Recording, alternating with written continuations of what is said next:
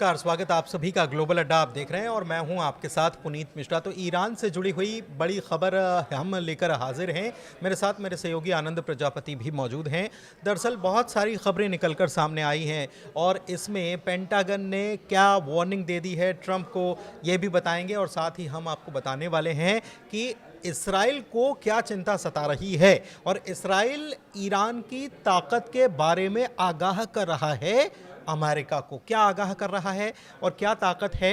इसके अलावा एक और समझाइश या कह दें कि सीख अमेरिका को दी गई है और कहा गया है कि आप अगर ये मुगालते पाले हुए हैं कि आप ही अविजित हैं, मतलब कि आप हमेशा जीते रहते हैं और आपको कोई हरा नहीं सकता, तो आपको ये भ्रम दूर कर लेना चाहिए। और याद दिला दी गई है अमेरिका की दो हार की, बड़ी हार जो हुई थी उसके बारे में याद दिलाई गई है। तो इसी मुद्दे पर बात करते हैं और इसके साथ ही IRGC की तरफ से क्या ऑपरेशन किया गया और क्या तैयारी की गई, क्या दिखाया गया, अपनी फायर पावर को कैसे दिखाया गया, उसकी भी बात करेंगे। तो चलिए शुरुआत करते हैं। मेरे सहयोगी आनंद मेरे साथ मौजूद हैं। आनंद, सबसे पहले क्या बड़ी खबर आई है?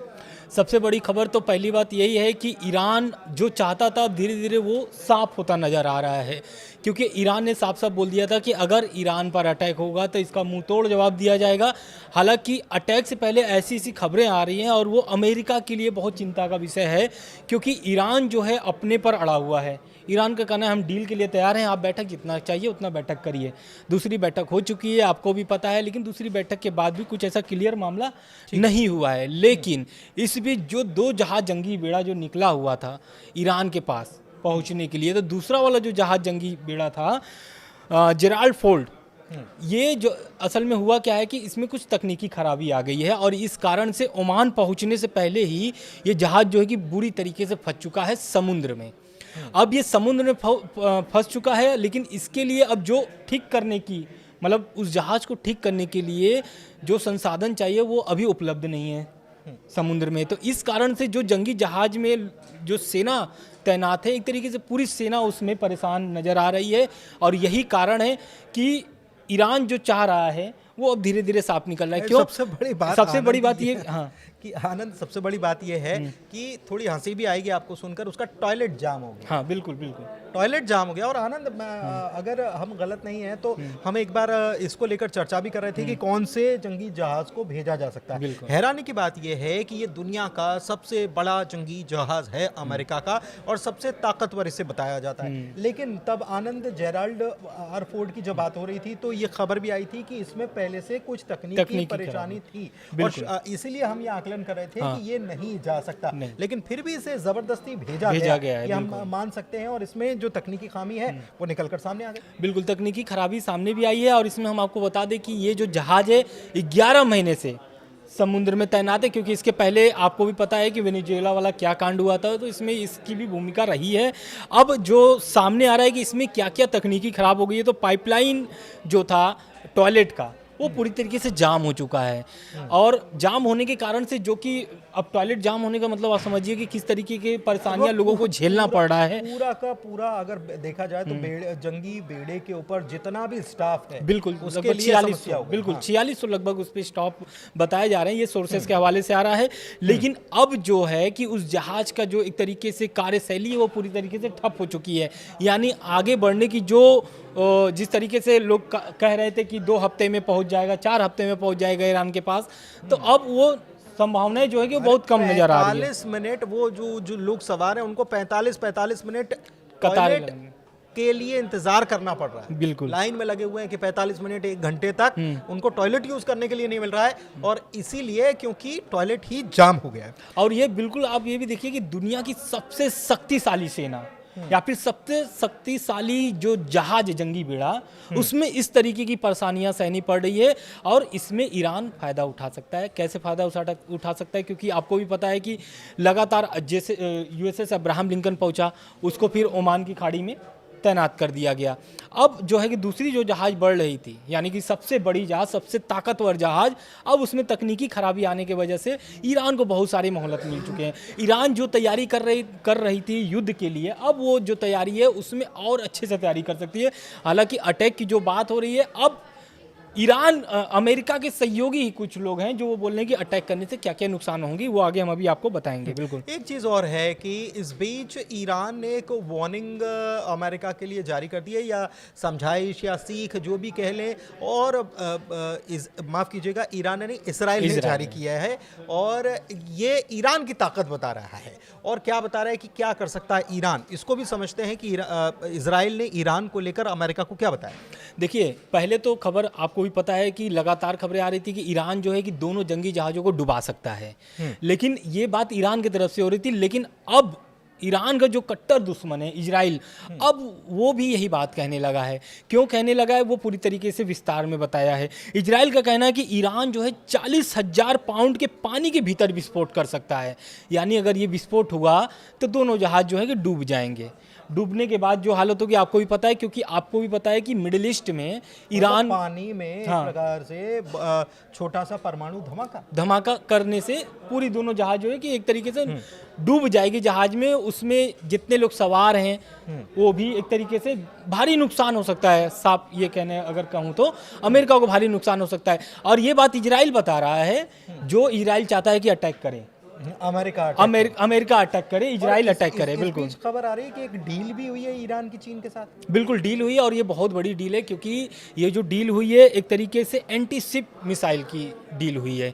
और ये एंटी शिप मिसाइल आपको भी पता है कि किस तरीके से इस्तेमाल किया जाता है, क्योंकि चीन जो है ये जो मिसाइल एक तरीके से जो ईरान के साथ डील की है, इस मतलब ऐसे समय पे की है जिस समय तनाव जो है कि अमेरिका और ईरान की बहुत चरम पर पहुंच गया है। और सबसे बड़ी बात यह है कि ये जो डील की बात कही जा रही है, मतलब इसमें डील ही नहीं हुई है, सप्लाई भी बहुत जल्दी शुरू हो जाने वाली है, ऐसी बातें कही जा रही हैं। एक चीज़ और है, एंटी शिप मिसाइल मतलब क्या, कि शिप के ऊपर अगर कोई हमला होता है तो वो मिसाइलें जो हैं उस हमले को नाकाम कर देंगी। एक बड़ी बात है, और ये बहुत बड़ी बात ईरान एक प्रकार से कहता नजर आ रहा है। हालांकि सूत्रों के हवाले से खबर आ रही है, लेकिन ईरान क्या कह रहा है? ईरान ये कह रहा है कि 48 घंटे तो भूल जाओ, 24 घंटे, महज 24 घंटे में हम न्यूक्लियर बॉम्ब जो है उसको बनाने की ताकत रखते हैं। जी हाँ, ये बड़ी बात कह दी है। तो मतलब यानी आईएईए की बात सच हो जाएगी, क्योंकि आईएईए का तो दावा है। ईरान अभी तक इस बात से इनकार कर रहा था कि हमको परमाणु बम नहीं बनाना है, लेकिन एक प्रकार का प्रेशर जो डेवलप हो रहा है कि ईरान के ऊपर अगर एक अटैक भी होता है तो उसके बाद तुरंत परीक्षण करने की स्थिति में ईरान आ जाएगा, ऐसा कहा जा रहा है। इसके साथ एक और खबर सामने आ रही है कि ईरान के जो कमांडर इन चीफ हैं हातमी, उनका एक बहुत बड़ा बयान आया है। एक तरीके से अमेरिका को चेतावनी दी है और अमेरिका की हार को याद दिलाया है। उन्होंने कहा है कि ये जो आप जीत की झूठी मिसाइलें, मतलब एक तरीके से आप दावा कर रहे हैं कि ईरान पर हम जीत हासिल कर लेंगे, तो आप बहुत गलत फहमी में हैं, क्योंकि वियतनाम और अफगानिस्तान को आपको याद करना होगा। वही अफगानिस्तान है जहाँ पे आप तालिबान को भगा करके वहाँ पर आप एक तरीके से किस तरीके से विवाद वहाँ पर बढ़ा था, तनाव बढ़ा था, लेकिन आज के डेट में अफगानिस्तान वहाँ पर सत्ता संभाला हुआ है। तो ये अफगानिस्तान में तालिबान समान सही बात है। और इसी को लेकर अभी हाल ही में ट्रंप जो है वो बड़े नाराज हो गए, और इसके पहले की बाइडेन प्रशासन जो है उसके ऊपर भी उन्होंने नाराजगी जाहिर की और कहा कि जिस तरीके का काम किया हमारे साजो सामान जो हैं वहीं रह गए। तो ये तमाम बातें हो रही हैं, लेकिन इस बीच एक बड़ी सीख दी जा रही है पेंटागन की तरफ से ईरान के मामले को लेकर। और किसको सीख दी जा रही है? अमेरिका को। बताया जा रहा है कि कॉन्सिक्वेंसेस क्या हो सकते हैं, मतलब कितनी मुश्किलें खड़ी हो सकती हैं, ये समझाइश दी जा रही। समझते हैं आनंद। बिल्कुल, देखिए, पेंटागन ने साफ तौर से ईरान मतलब ट्रंप से बोल दिया है कि आप ईरान पे जो हमला करेंगे वो हमला आपके लिए भारी नुकसान पहुंचा सकता है, क्योंकि ये हमला अगर मतलब एक तरीके से उसने पेंटागन ने ट्रंप से बोला है कि सीधे कि आप ईरान पे हमला करना भूल जाइए, क्योंकि अगर आप ईरान पे हमला करते हैं तो अमेरिका और उनके सहयोगियों को भारी नुकसान सहना पड़ सकता है। भारी नुकसान इसलिए सहना पड़ सकता है क्योंकि मिडिल ईस्ट में तैनात है लगभग 30 से 40 हज़ार अमेरिकी सैनिक। तो आपको भी पता है कि अमेरिका में अगर एक व्यक्ति अमेरिकी कोई भी एक नागरिक मारा जाता है तो अमेरिका किस तरीके से आग बबूला हो जाता है और बदला लेकर के ही मानता है। तो आप समझिए मिडिल ईस्ट में 30 से 40 हज़ार अमेरिकी सैनिक तैनात हैं। तो अगर ये अटैक होता है या फिर हमला होता है, इस बार ईरान नहीं छोड़ेगा, साफ तौर से बोल चुका है। अगर ये हमला होता है अमेरिका की तरफ से या इजराइल की तरफ से शुरुआत की जाती है तो इसका भुगतान अमेरिका को भारी चुकाना पड़ सकता है। और यही बात पेंटागन का कहना है कि जो आप हमले की विचार बना रहे हैं उसको आप भूल जाइए, डील पर बात करिए, बातचीत पर बात करिए और समस्या का समाधान निकालिए। साफ तौर पे उन्होंने ये कहा है। देखिए बेसिकली क्या है कि जो पूर्व अधिकारी हैं उनके मुताबिक ख़ास तौर पर जॉइंट चीफ ऑफ स्टाफ के अध्यक्ष जो हैं जनरल डैन कैन, इनकी तरफ से जो राष्ट्रीय सुरक्षा परिषद की बैठकें हुई हैं उसमें ये चिंता जताई गई है कि मुश्किलें खड़ी हो सकती हैं और अमेरिका को अपने सहयोगियों के साथ भी चीज़ें जो इसके बारे में हमने बताया भी था आपको कि नुकसान क्या हो सकता है, अमेरिका को कैसे नुकसान हो सकता है। और इसके अलावा तेल की कीमतें बढ़ेंगी, डॉलर की कीमत जो है वो घट सकती है, तो बहुत सारे परेशानियां जो हैं खड़ी होंगी। दुनिया के ऊपर प्रेशर बढ़ेगा, दुनिया का प्रेशर अमेरिका के ऊपर पड़ेगा और तमाम सारी चीज़ें। और ख़ास तौर पर अगर अटैक होता है तो ईरान कह चुका है कि रीजनल वॉर में ये तब्दील हो जाएगा। रीजनल वॉर में अगर तब्दील होता है तो रेड सी की बात करें या फिर स्टेट ऑफ हॉर्मुज की बात करें, वहाँ से व्यापार नहीं हो पाएगा। और वहाँ से व्यापार नहीं होने का मतलब आप समझ लीजिए कि दुनिया पर इसका असर पड़ेगा, खास तौर पर तेल सप्लाई को लेकर। एक चीज़ और है, एक खबर ये है और ये खबर इसी बात को लेकर, ये जो हम आपको बता रहे हैं इसी बात को लेकर सामने आई है कि इसी मामले को लेकर अमेरिका में दो फाड़ हो गया है। बिल्कुल, अमेरिका में दो फाड़ इसलिए हो गई है क्योंकि सेना जो है और ट्रम्प की जो प्रशासन है दोनों में तनातनी चल रही है। ऐसी सोर्सेज की तरफ से खबर आ रही है। क्यों?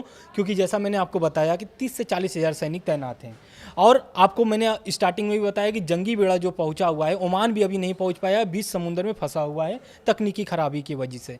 तो जो सैनिक हैं उनके एक तरीके से बुरी तरीके से फंस चुके हैं। क्यों? क्योंकि ट्रम्प के जल्दबाजी में एक तरीके से कह लीजिए, ये मुझे लगता है कि ट्रंप के सामने अधिकारी शायद ये बोल नहीं पा रहे हो, लेकिन एक प्रकार से उनका मैसेज यही है कि आपकी एक जिद जो है हजारों लोगों की जान ले लेगी और इससे अमेरिका को भी खासा नुकसान होगा। इस बीच दो बड़ी और खबरें हैं कि IRGC ग्राउंड फोर्सेस जो हैं उन्होंने दक्षिण ईरान में मॉडर्न वॉरफेयर और फायर पावर को दिखाया है कि उनकी फायर पावर क्या है। बड़ा सैन्य अभ्यास किया गया, टेक्निक्स दिखाई गई, हमारे पास क्या क्या फैसिलिटीज़ हैं ये बताई गई।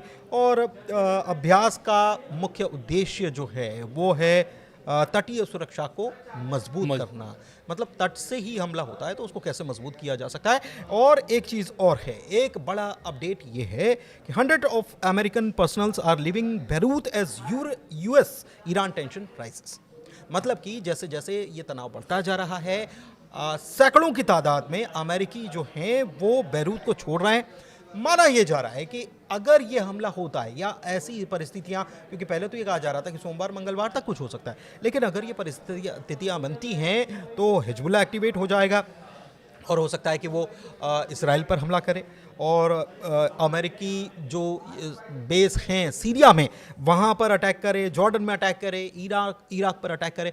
और दूसरी तरफ अगर सीरिया की बात करें तो वहाँ से भी US पर्सनल्स जो हैं वो निकल रहे हैं। और कहाँ पर तैनाती हो रही है उनकी? इराक में तैनाती होती नज़र आ रही है कि उनको इराक में तैनात किया जा सकता है, क्योंकि इराक के मिलिशिया जो हैं उनको भी कहीं ना कहीं समर्थन ईरान का है और वो भी ईरान को सपोर्ट करते हैं।